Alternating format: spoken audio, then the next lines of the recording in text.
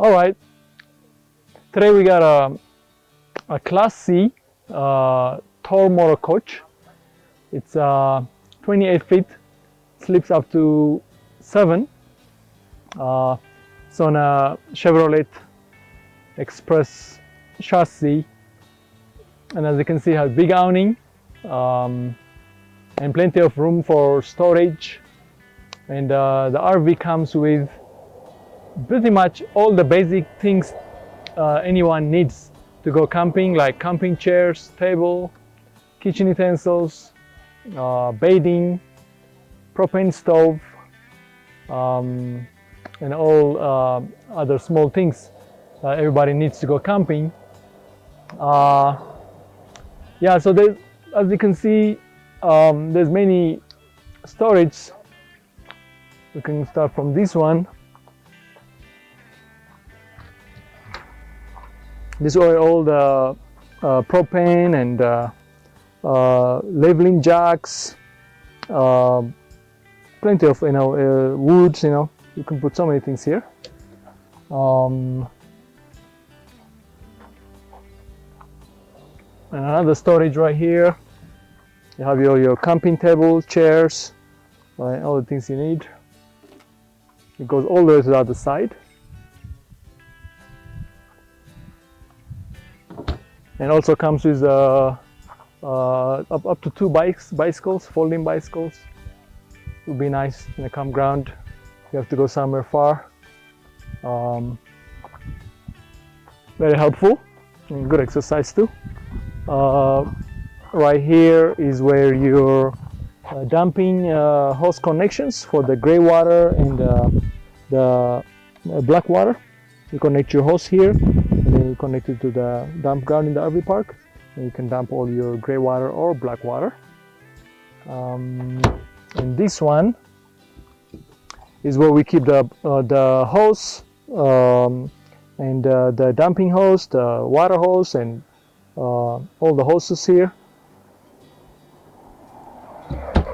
And this one is the city water connection.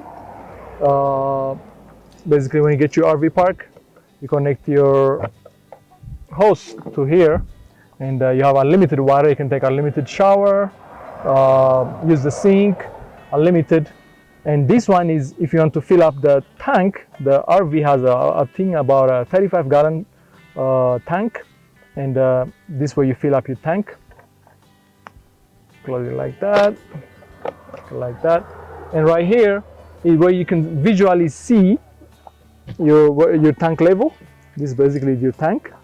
It starts from here all the way until the end, and as you can see right now, we have half full water,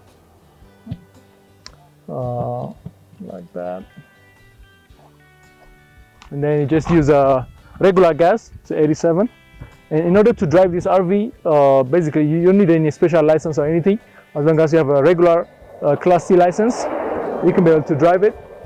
At least, and this is where the outside shower. You have also outside shower if you want to rinse the dog or the kids after the beach. You have outside shower.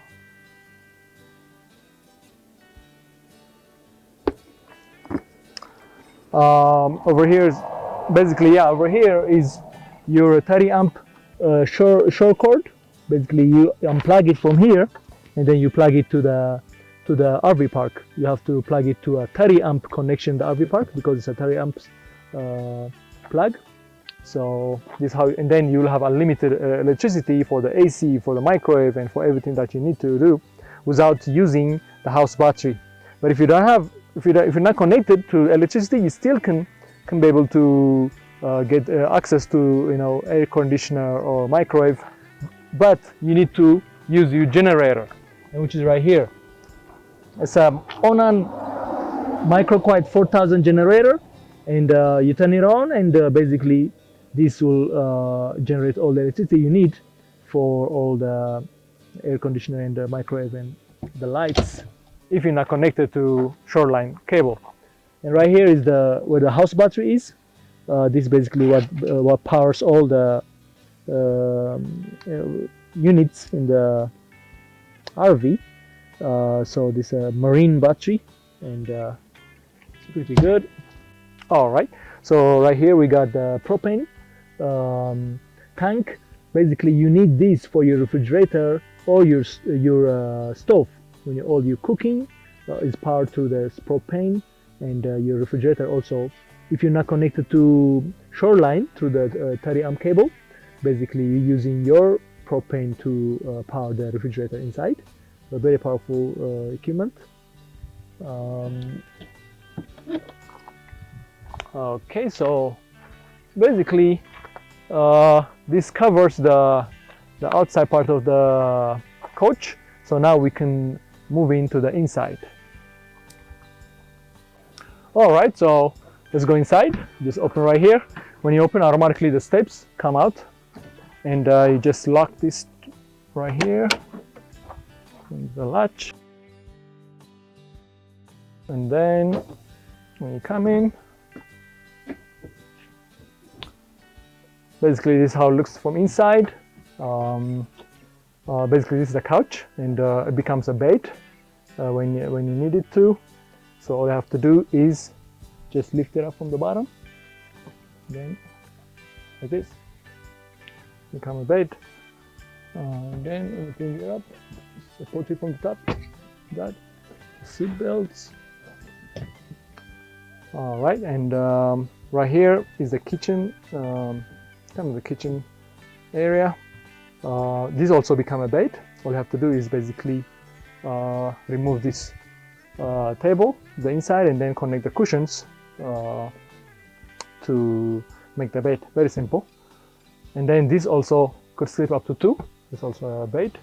All you have to do is just pull this to here, and then basically put your beddings, and you can be able to sleep comfortably. And all you have to do is pull it like this. Comes nice bed. Just all your drinks, and then the top part is the freezer part, pretty big size.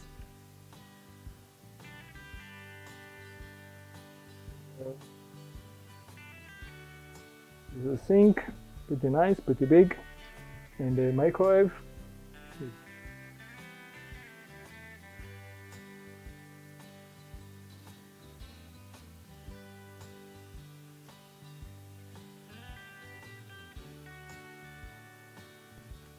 Loaded. Plates, cups.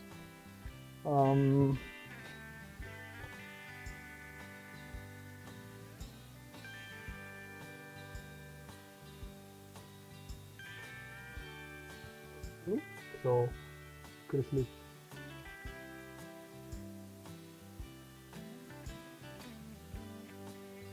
Your television here. Television indeed.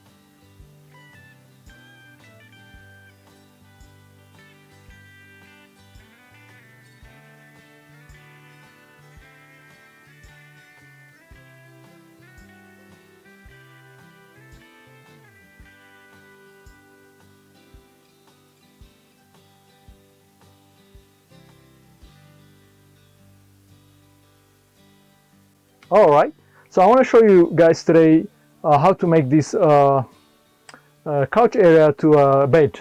So first thing you have to do is remove the cushions.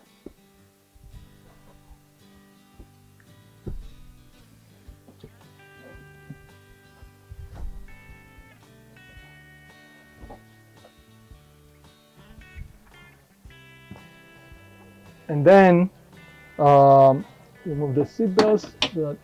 So now what we're trying to do is we're trying to bring this table in between these two, in between this opening right here and right here. We're trying to seat this table to here. So first we have to fold the leg, so we have to press this right here, lift up a little bit, press, and then just push it up, and it will lock itself.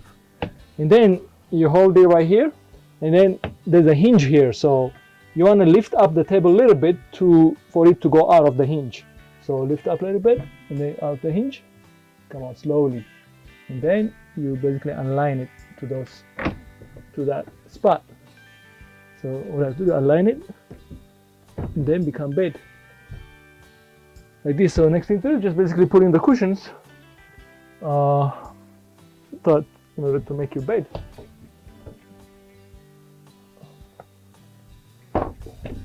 Very simple.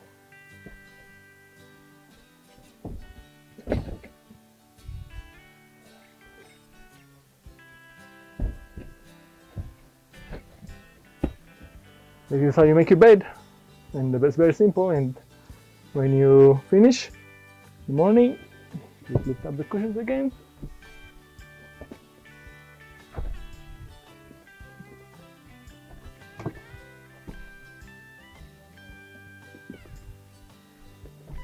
Now we're trying to bring this table up, so we lift up a little bit, hold with our feet, and grab in the middle, and bring it up, and then we're trying to lock it back to that hinge. Up, lock. Once you know, then you can test it. You can pull towards you. It's locked, not moving. Then the leg, just push the button here, then bring it out. Then secure leg in. So next, same thing. Putting back the cushions.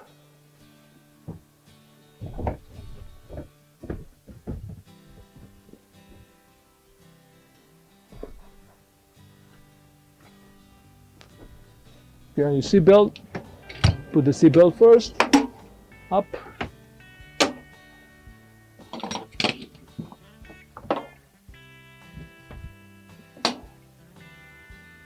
Then the cushion down.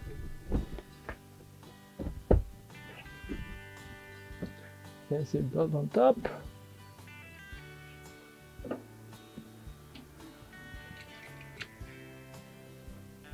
And the backrest. Very simple.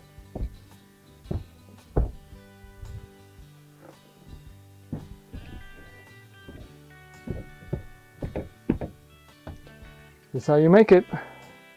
And the same thing, this one become a bed. So when you nighttime, you of course tuck in the seat belts. You don't need them out. Bottom, and then support from the top. Then back the cushion and take out the seat belts. Slide them. Sometimes the seat belts fell, so you just grab them from inside. That's pretty much it. All right. So right here we want to explain about how you use this control station. And right here you got your test button to see, you know, how your battery condition is, or your LP gas tank, the propane tank that we showed you guys outside before. You want to see all your levels here. You can see your fresh water, how your tank, the 35-gallon water tank, how much you have, and then also the holding tanks of the sewage for which is the holding tank 1 for the restroom, you know, the restroom, and the gray tank is all the water coming from the shower, from the sink, and from the hand wash. So what you do is you just press the test button to see where you are right now. All right. So battery condition, we're full. We're talking about not the engine battery, the house battery. That's full. LP tank, we are 3/4. So you can see where you are. Fresh water, we are 1/3. You can see where you are. Holding tank 1, we are 2/3 full, and the gray tank is pretty much empty. So this is how you see, how you check your tanks. Sometimes they're not accurate. Especially the holding tank 1 is not accurate. It could be empty, but it still could be showing you 2/3. So do not worry about it. For example, right now that's the case. It's empty. We dumped everything, but the sensors are kind of off, so they show 2/3, but don't worry about it. All you have to do is, if you're using this RV, every couple of days in the RV park, it's good to dump the sewage and the gray water. But everything else is more accurate. And the fresh water, even though you see 1/3 here, as I showed you before on the outside, you can check the tank. So visually, you can see where your water level is. Sometimes you have half, you know, so sometimes it's good to see, but But this is how you zero light check. And then if you want to use water, for example, if you want to wash dishes, if you want to wash your hand in the restroom, if you want to use shower, of course we talked about you have to be connected to the city water connection from the RV park. You have unlimited water, right? But let's say, for example, you're boondocking, you're in the middle of nowhere, and you don't have any connection, and you want to use water. From where? From your tank, obviously, right? So what you have to do is you have to turn your water pump on. You see, water pump must be on. Means pump on. If it's not on, none of the faucets will work. And then we can test the faucet right here. We can test the faucet. I'm going to open it. You'll see the water flowing. See? Water flowing. So that means you have water, you're using your water, but you have to be very conservative when you're using your water from your tank, because you don't want to finish your tank immediately, or I mean quickly. So, but if you're connected to the RV park city water, you don't have to worry about that. But this is how you do it. And then after you finish using, you just turn it off. And then this is the hood light. If you're cooking here, basically, just turn the light on, you can cook. And some things about the stove. So how you use the stove is basically, for example, this one is for the back. Oh, but for this to work, your propane tank from outside need to be turned on. So right now it's in the off position. But if you want to use the cook stuff, you have to basically turn on your propane tank from outside. And let me show you that.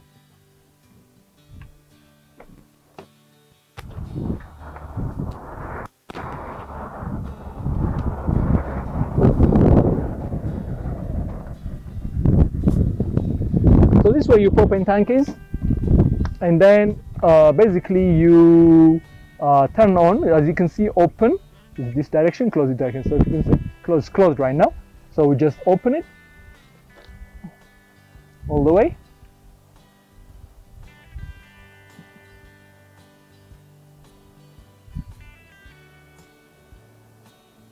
Also, you can also see your level from inside by pressing the test button. You can see where your propane is, but you can also visually see where your level is on the outside too.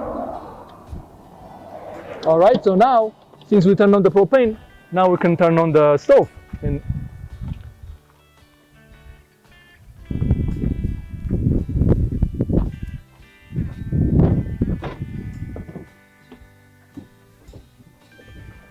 so as you can see on this stove, you have a spark. So sometimes if you don't have a match, you can use this spark to spark the fire.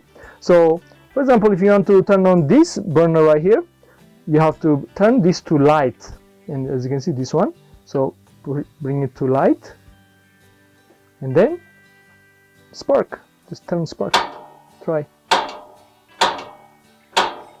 Okay, so it didn't work. So now we have our own. You can use this one. You can use this one basically, as you can see. Right here, simple. So if this spark doesn't work, you just bring it to light. See light, and then use the spark.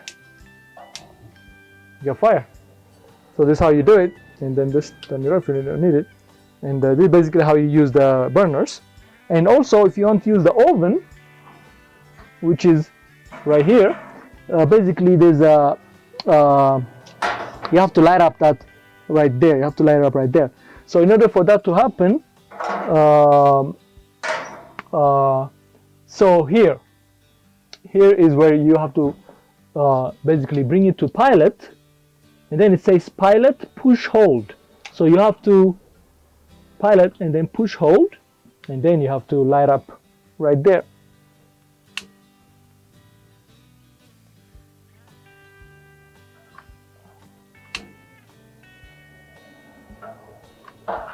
You see the small fire there? So now if I turn it on, you'll see all the you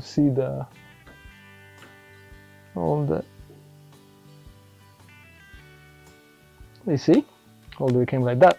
So basically this is how you turn on your stove, and then that's it, turn it off. So but the propane stove has to be on. Alright, so this basically we covered here.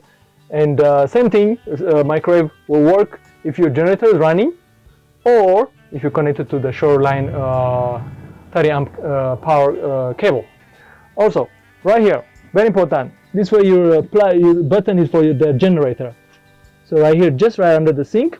So you see generator. So if you want to start the generator, you have to, they call it prime the generator first. So you have to press the stop button for like 15 seconds. Just press stop for 15 seconds to get the fuel going to the generator. And then after 15 seconds, you can just press start and it will start. As soon as you hear it start and running, you let it go. Right here is the water heater. Yes, you have hot water in this RV. And if you wanna get if you want hot water for shower, you have to basically turn this on. And then after 20 minutes, you can take a hot shower. That's how it works. And then after you have a shower, just turn it off. So basically, this is your hot water button is. And all this over here is all your kitchen utensils, silverwares. As I told you, everything comes with everything, your knives and everything you need, and everything for kitchen stuff you need. And let me put this back here. And right here, okay, we didn't explain much about the refrigerator before. So how you turn it on is basically, anyway, for customers, we usually turn it on for them like a 12-hour before they pick it up. So obviously the propane has to be on, and then you just press it. Actually, if you turn on the propane, you can put it on gas. Gas means not the vehicle like gasoline, but more the propane. So just put it on gas, and then it will be on. But when you pick it up, anyway, the refrigerator is ready for you to use. And one thing we recommend is when you drive in the RV from your pickup location to your destination, we don't recommend you turn on the propane when you are on the road for like 300-400 miles, because for the safety reason, we recommend that you turn off your propane from outside if you're driving long distance. And when you get to your destination, turn on your propane, and then also turn on your fridge. So that's why we have this ice pack. When you are here to pick it up, basically they'll be frozen, and we'll cool it for you through using the propane and everything. But when you pick it up and when you're about to start your drive, we recommend to turn on the propane. So when that is turned off, basically your refrigerator kind of become like a cooler. So that's why it's good to have these ice packs here, so that your drive, like let's say 3-hour, 4-hour, 5-hour drive, the refrigerator will be, your food will be cool using this ice pack. And then when you get to your destination, and when you nighttime or whenever you get there and you set up, and then you turn on your propane, and then you turn on the fridge to gas, and then basically your refrigerator is cooling using the propane, not just this. And then you transfer this to the freezer so that they can be frozen for your next long drive. When your next long drive comes, you turn off the refrigerator, turn off the propane, and then put these frozen ice packs to inside, and then basically you can keep your food cool. That's our to keep it safe. In case something happens, we don't want you to have your propane on while you are on the road. That's basically what it is. All right, next is very important, especially summertime. This is your air conditioner. Of course, the vehicle has its own air conditioner, but this is the house air conditioner. And how it works is basically you need to be connected to the 30 amp Shoreline RV park connection, or if you're not connected to that, you have to basically use your generator for the AC to work. So what you have to do is basically same thing we told you before. Turn on the generator, and then wait about 5 minutes before you start turning on, like using microwave or air conditioner. So after you turn on your generator, wait 5 minutes, and then you come right here, and basically right now it's on off. So you just bring it to high cool. So 1, 2, 3, 4, 5. High cool, basically always leave it on high cool. And basically, yeah, just turn on the generator, and then wait 5 minutes, and then bring it to high cool, and then you have your AC. Basically, it might take maybe 2-3 minutes for the real cold air to come, but that's how you use it. But if you're connected to electricity in the RV park, you don't need to wait any 5 minutes or anything. You just connect your Shoreline to the RV park 30 amp plug, because the RV park has a 50 amp plug and a 30 amp plug. 50 amp is for the more like class A RVs, the big ones. Class C is usually 30 amp. So you connect your short line cable to the RV park 30 amp connection, and then you can come and you just put this on high cool and you have your AC or your microwave, whatever you like to use.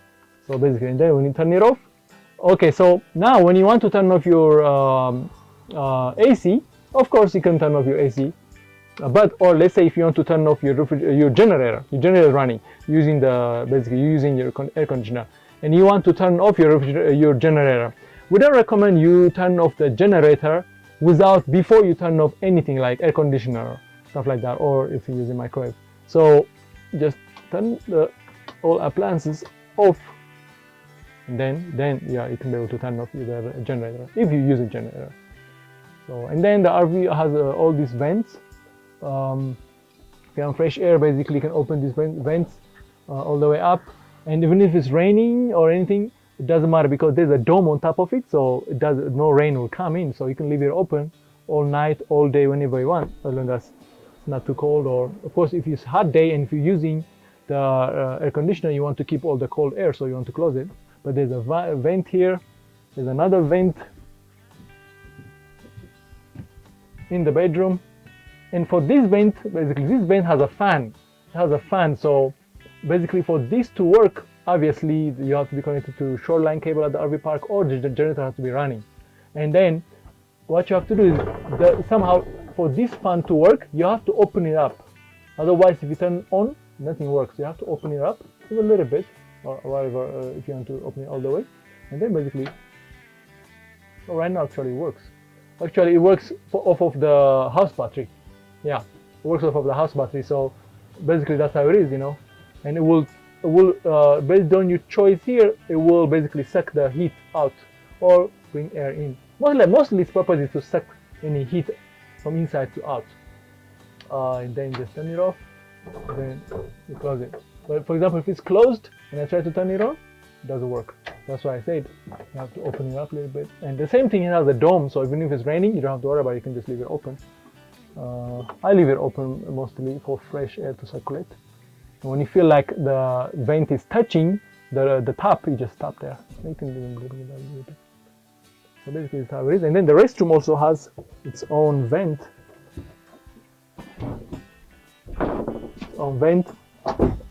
Also has its own vent, and has a fan. Yeah, you can leave it open. Usually I leave it open because for fresh air circulate in the restroom, special restroom. And it has a dome, so nothing, even if it's raining, no problem. And then another very important thing, this is your plugs basically, and especially yes, for the plugs to oil, you have one plug in the restroom right here, and then you have another plug here.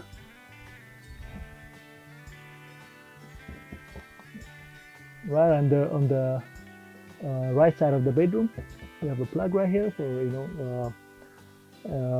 and then you have all the plugs are, next one is here, right above the kitchen sink. The plug, very important. And another one is here,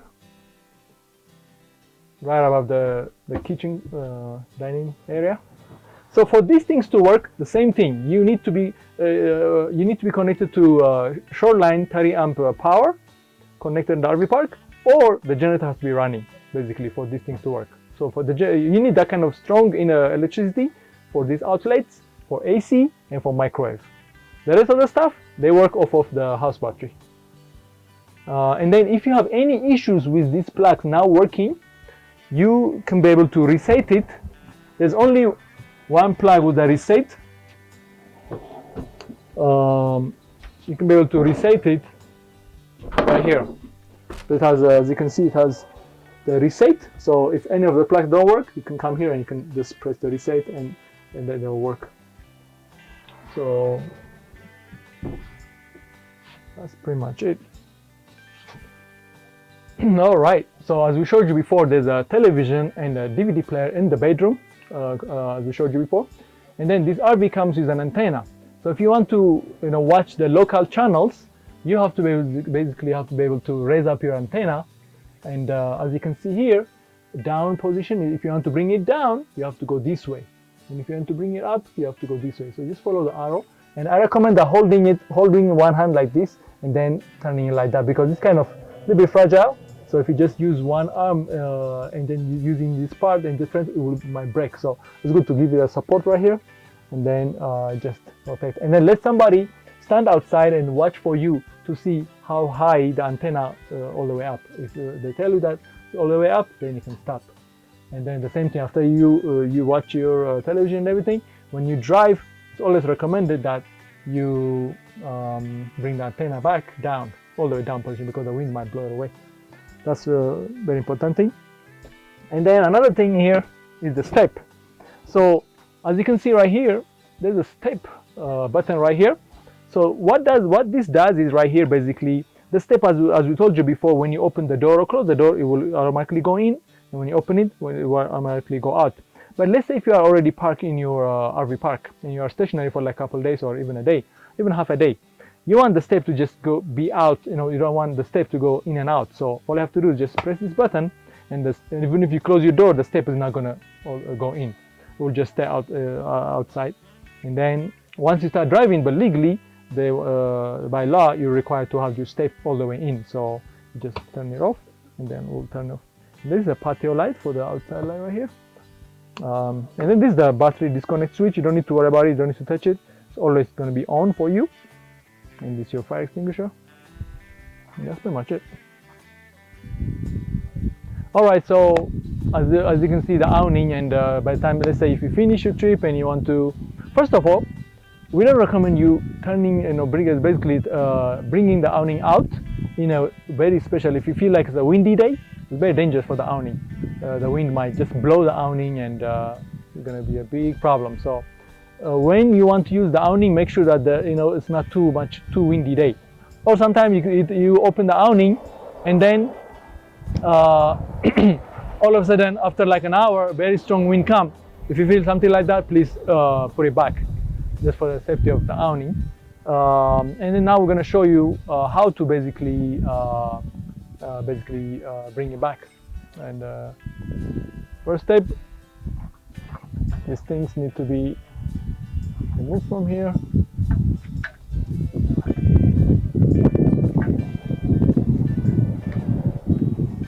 And this always has to be in the middle. And then